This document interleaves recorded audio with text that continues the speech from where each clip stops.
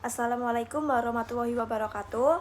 Kami dari kelompok A akan mempresentasikan materi AKM bab 16 tentang Dilutive Securities and Earning per Share. Sebelum itu, perkenalkan anggota kelompok kami. Saya Amalia Zulfa Latifah dengan NPM akhir 199. Kemudian ada teman saya Dinda Aulia Rosa dengan NPM akhir 141. Kemudian ada Julia Ayu Lestari dengan NPM akhir 307 dan Antonius Ariel dengan NPM akhir 310. Selanjutnya ada dilutif. Dilutif terjadi karena penambahan jumlah saham yang beredar, sehingga untuk nilai saham yang sama sekarang harus dibagi dengan jumlah lembar saham yang lebih besar. Kedua, hilangnya nilai pemegang saham yang ada, atau pengangguran hasil atau hak surat berharga karena jumlah yang dikeluarkan melebihi jumlah yang semestinya, atau karena adanya pemberian hak opsi untuk memperoleh surat berharga tersebut. Yang kedua, ada kewajiban dan ekuitas. Perusahaan melaporkan instrumen ini sebagai kewajiban atau ekuitas. Yang pertama, ada opsi saham. Kedua, ada konversi saham. Ketiga, ada saham preferensi. Selanjutnya ada konversi utang, obligasi yang dapat dirubah menjadi sekuritas lainnya disebut obligasi konversi. Yang pertama ada manfaat obligasi, bunga dan pokok dijamin, dan yang kedua bertukar hak istimewa untuk saham. Selanjutnya ada akuntansi untuk utang konversi, implementasi dari pendekatan dengan dan tanpa. Yang pertama, menentukan nilai wajar total uang konversi dengan baik kewajiban dan komponen ekuitas. Yang kedua, menentukan komponen kewajiban dan menghitung nilai sekarang bersih dari semua arus kas masa depan didiskontokan pada tingkat bunga pasar. Yang ketiga, mengurangi komponen kewajiban diestimasi pada langkah kedua dari nilai wajar utang konversi atau hasil masalah untuk sampai pada komponen ekuitas. Selanjutnya ada penyelesaian obligasi konversi. Pembelian kembali sebelum jatuh tempo. Rojo menentukan nilai wajar dan komponen kewajiban dari obligasi konversi pada tanggal 30 Desember 2012 dan kemudian mengurangi nilai wajar obligasi konversi yang termasuk komponen ekuitas. Kemudian pertama, perbedaan antara pertimbangan yang dialokasikan ke komponen kewajiban dan nilai tercatat kewajiban tersebut diakui sebagai keuntungan atau kerugian. Dan yang terakhir, jumlah pertimbangan yang berkaitan dengan komponen ekuitas diakui sebagai pengurang ekuitas. Baik, yang selanjutnya adalah induksi konversi. Terkadang penerbit ingin merangsang lebih cepat konversi hutang konvertiblenya menjadi sekuritas ekuitas. Sebagai akibatnya, penerbit dapat menawarkan beberapa bentuk pertimbangan tambahan seperti kas atau saham biasa untuk merangsang konversi. Hal tersebut harus dilaporkan sebagai beban periode berjalan dalam jumlah yang sama dengan nilai wajar sekuritas tambahan atau pertimbangan lain yang dapat diberikan. Berikut terdapat contoh. Heloid telah menerbitkan surat hutang convertible dengan nilai pari sebesar 1 juta yang dapat dikonversi menjadi 100.000 saham biasa, di mana nilai nominalnya sebesar $1. Ketika dikeluarkan, Heloid mencatat share premium konversi ekuitas sebesar 15.000. Heloid keinginan untuk mengurangi biaya bunga tahunan. Untuk melakukannya, Heloid setuju untuk membayar pemegang obligasi konversi yang tambahannya sebesar 80.000 jika mereka akan mengkonversi.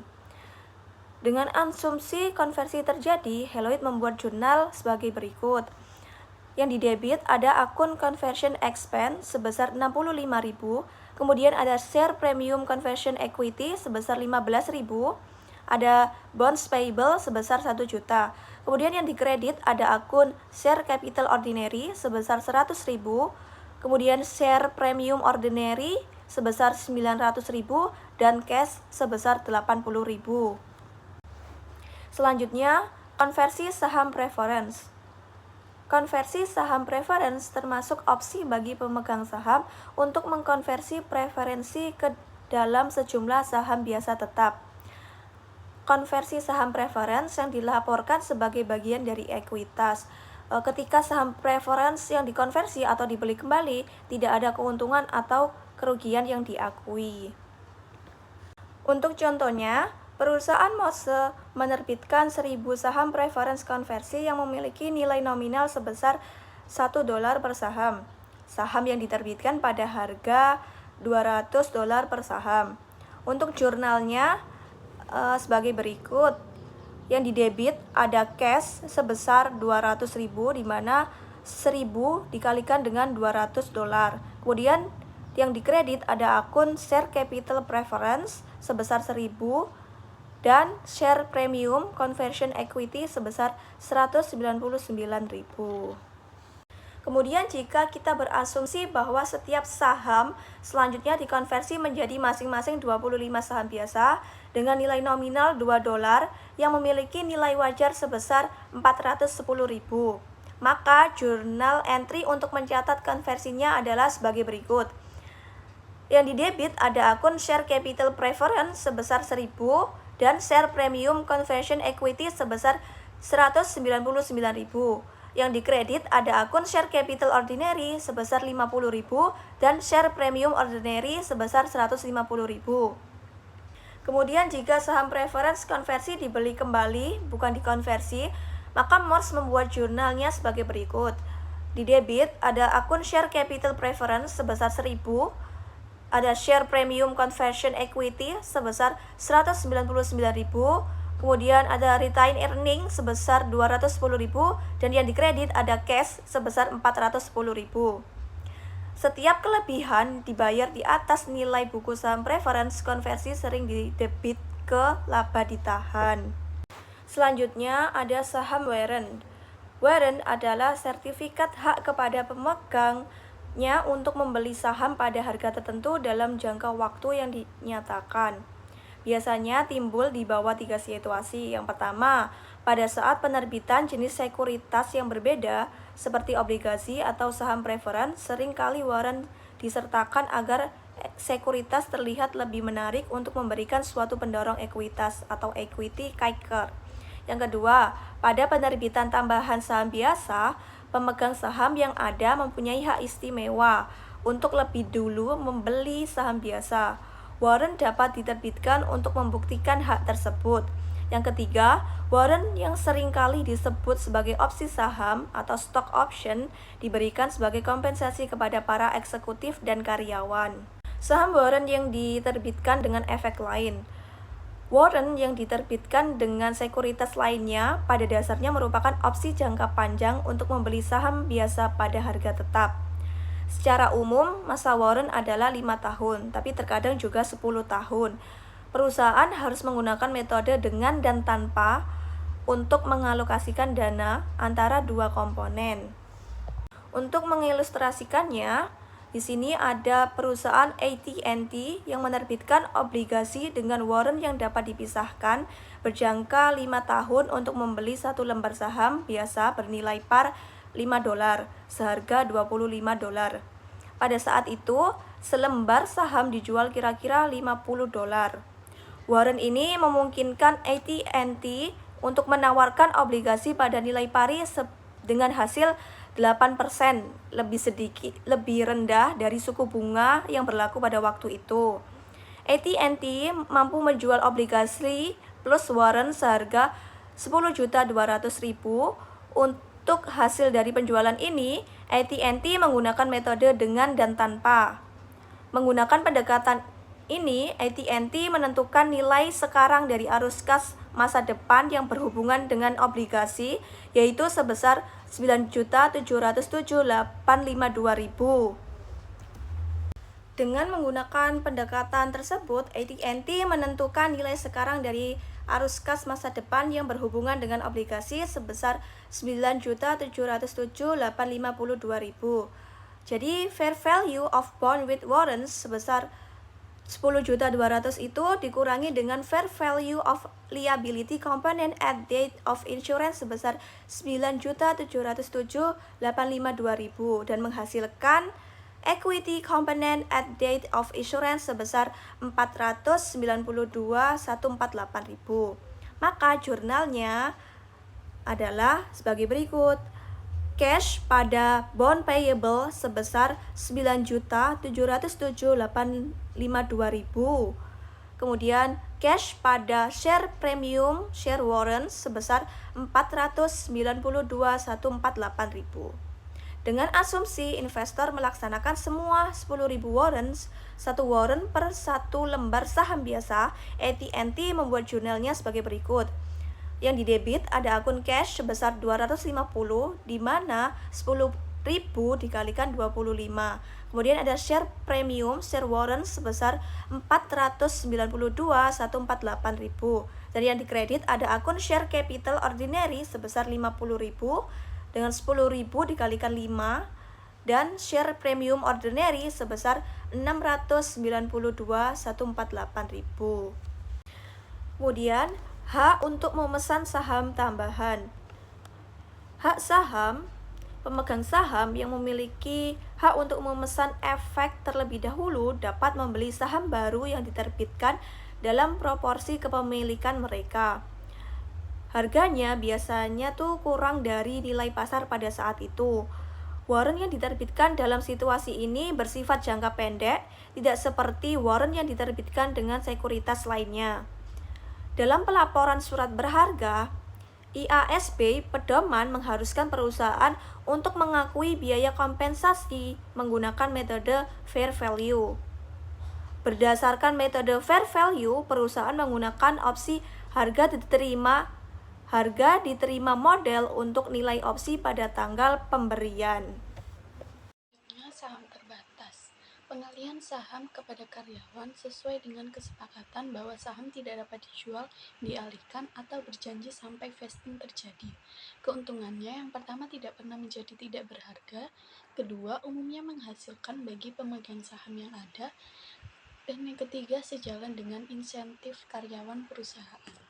Ini ada contoh soal. Pada tanggal 1 Januari 2011, perusahaan Ogden menerbitkan 1.000 saham terbatas pada CEO-nya, yaitu Christy D. George. Ogden saham memiliki nilai wajar sebesar $20 per saham pada tanggal 1 Januari 2011.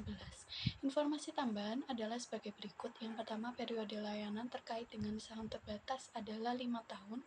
Kedua, vesting terjadi jika D. George tetap dengan perusahaan untuk jangka waktu 5 tahun. Ketiga, nilai nominal saham adalah $1 per saham. Ogden membuat jurnal berikut ini pada tanggal pemberian 1 Januari 2011. Jadi jurnalnya adalah unearned compensation $20.000, kemudian share capital ordinary yaitu $1.000, dan share premium ordinary $19.000. Jurnal pada tanggal 31 Desember 2011, Ogden mencatat sebagai beban kompensasi, yaitu kompensasi expense $4.000 pada unearned compensation $4.000. Kemudian asumsikan bahwa D. George meninggalkan perusahaan pada tanggal 3 Februari 2013, yaitu sebelum beban apapun telah dicatat selama 2013. Ayat jurnal untuk mencatat penyitaan ini adalah sebagai berikut. Share capital ordinary $1.000, kemudian share premium ordinary $19.000 pada compensation expense $8.000, unearned compensation $12.000. Lalu ada Employee Stock Purchase Plans atau ESPPS. Umumnya mengizinkan semua karyawan untuk membeli saham dengan harga yang didiskontokan selama periode waktu yang pendek. Lalu dianggap kompensasi dan harus dicatat sebagai beban selama periode layanan. Nah, di sini ada contoh. Perusahaan dilarang menawarkan kesempatan sebagian atau semua kepada 1.000 karyawan untuk berpartisipasi dalam rencana pembelian saham karyawan. Berdasarkan ketentuan dari rencana, para karyawan berhak untuk membeli 100 saham biasa dengan nilai nominal $1 per saham dengan diskon 20%. Harga beli harus dibayar segera setelah penerimaan tawaran tersebut. Secara total, 800 karyawan menerima tawaran dan pembelian masing-masing karyawan rata-rata 80 saham. Artinya pembelian karyawan total 64.000 saham. Lalu rata-rata tertimbang harga pasar saham pada tanggal pembelian adalah $30 per saham, dan harga pembelian rata-rata timbang adalah $24 per saham. Ayat jurnal untuk mencatat transaksi ini adalah sebagai berikut, yaitu cost 1.536.000, kemudian compensation expense 384.000, lalu ada pada share capital ordinary 64.000, lalu share premium ordinary 1.856.000. Pengungkapan rencana kompensasi. Perusahaan yang memiliki satu atau lebih saham, pengaturan pembayaran harus mengungkapkan yang pertama, sifat dan luas pengaturan pembayaran yang ada selama periode tersebut. Yang kedua, bagaimana nilai wajar dari barang dan jasa yang diterima atau nilai wajar instrumen ekuitas yang diberikan selama periode tersebut ditentukan. Yang ketiga, pengaruh transaksi pembayaran pada pendapatan bersih perusahaan atau rugi selama periode dan posisi keuangan. Perdebatan akuntansi opsi saham itu ada 3. Yang pertama, IASB menghadapi oposisi yang cukup besar ketika ia mengusulkan metode untuk akuntansi nilai wajar opsi saham. Hal ini tidak mengherankan karena mengingat bahwa hasil metode yang fair value metode dalam biaya kompensasi yang lebih besar relatif terhadap model nilai intrinsik. Yang kedua, transparansi. Laporan keuangan termasuk pengakuan berbasis saham beban tidak boleh dikritik. Yang ketiga, jika kita menulis standar untuk mencapai beberapa tujuan, kebijakan sosial, ekonomi, atau publik, laporan keuangan akan kehilangan kredibilitasnya. Selanjutnya, IPS struktur modal sederhana.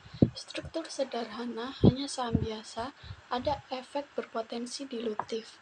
Kemudian struktur kompleks, efek berpotensi dilutif yang hadir.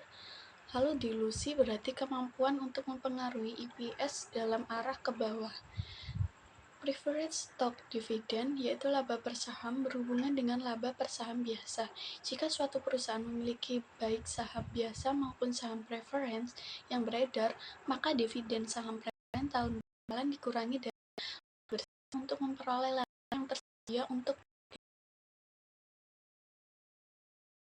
dividen tahun berjalan saham preference dari laba bersih untuk sampai pada pendapatan yang tersedia bagi pemegang saham biasa.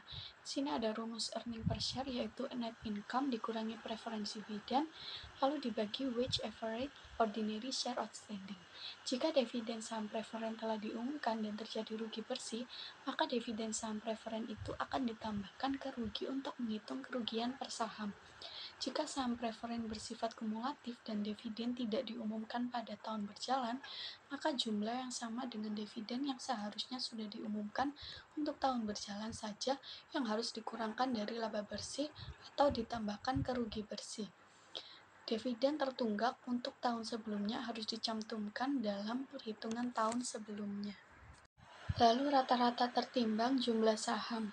Dalam semua perhitungan laba per saham, jumlah rata-rata tertimbang saham yang beredar atau weighted average number of shares outstanding selama periode bersangkutan merupakan dasar untuk melaporkan jumlah per saham. Saham yang diterbitkan atau dibeli selama periode tersebut akan mempengaruhi jumlah saham yang beredar dan harus ditimbang menurut bagian dari periode beredarnya. Dasar pemikiran dari metode ini adalah mencari jumlah ekuivalen dari keseluruhan saham yang beredar selama tahun berjalan. Kemudian ada contoh rata-rata tertimbang jumlah saham. Friends memiliki perubahan pada saham biasanya dalam suatu tahun, yaitu saldo awalnya 90.000, kemudian menerbitkan 30.000 saham dengan tunai 30.000, lalu membeli 39.000 saham seharga 39.000, kemudian menerbitkan 60.000 saham dengan tunai 60.000. Jadi saldo akhirnya adalah 141.000. Lalu di sini ada perhitungan rata-rata tertimbang jumlah saham Friends tadi dapat dilihat sebagai berikut. Struktur modal kompleks. Struktur modal kompleks ada ketika bisnis telah konversi efek, opsi warrant atau hak lain. Perusahaan melaporkan laba baik dasar dan dilusian per saham. EPS dilusian, efek konversi. Mengukur efek dilutif konversi potensial terhadap EPS menggunakan metode jika tidak dikonversi. Metode untuk obligasi konversi mengasumsikan konversi sekuritas konvertibel pada awal periode atau pada saat penerbitan sekuritas jika diterbitkan selama periode berjalan. Yang kedua, penghapusan bunga yang berhubungan sesudah pajak. Jadi, pembagi atau denominator adalah jumlah rata-rata tertimbang saham yang beredar ditingkatkan dengan tambahan saham yang diasumsikan dapat diterbitkan. Yang kedua, pembilang atau numerator adalah laba bersih yang ditingkatkan dengan jumlah beban bunga atas sekuritas jika dikonversikan dikurangi pengaruh pajak yang berkaitan dengan saham secara potensial. Diluted EPS Options and Warrants mengukur efek dilutif konversi potensial dengan menggunakan metode treasury saham. Metode ini mengasumsikan yang pertama, perusahaan menggunakan opsi atau warrant pada awal tahun. Yang kedua, bahwa mereka menggunakan dana untuk membeli saham biasa untuk perbendaharaan. Masalah perjanjian kontingen. Kontingensi saham yang diterbitkan sebagai hasil dari berlalunya waktu dan pencapaian suatu tingkat laba tertentu atau harga pasar. Penyajian EPS dan pengungkapkan. Sebuah perusahaan harus menunjukkan laba per saham untuk yang pertama, pendapatan dari operasi yang dilanjutkan. Yang kedua, dihentikan operasi. Yang ketiga, laba bersih. Laba per saham untuk operasi dihentikan harus disajikan di muka laporan laba rugi atau di catatan. Baik, sekian dari presentasi kelompok kami. Kurang lebihnya mohon maaf dan terima kasih. Wassalamualaikum warahmatullahi wabarakatuh.